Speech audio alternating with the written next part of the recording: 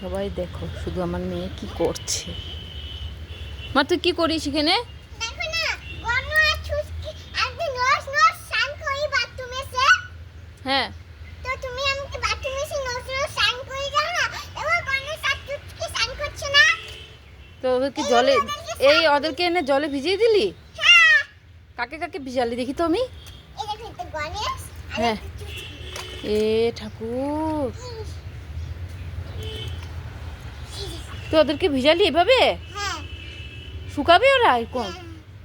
এগুলো শুকাবে। তুই ফট করে এনে জলে কেন ভিজালি? আরে আপনি পাতালে ইসে করবে বলে চুলটা আসলে বাবা ওই জন্য হচ্ছে। কি বলিস? দেখ তো আমার দিকে, কি বলিস ভালো করে বলতো। তুই ওদেরকে কেন স্নান করালি? তুই বাথরুমে রোজ করিস, ওরা করে না তাই? না, এটা কোনো কথা হলো বাবা? ইস রাম, দেখো সবাই দেখো কি করে ছুটকি সারাদিন। দেখো ও ছুটকিকে আর গণেশকে স্নান করাচ্ছে এখন। এই তিতলি সারাদিন এই করে ছুটকিকে নিয়ে আর গণেশকে নিয়ে।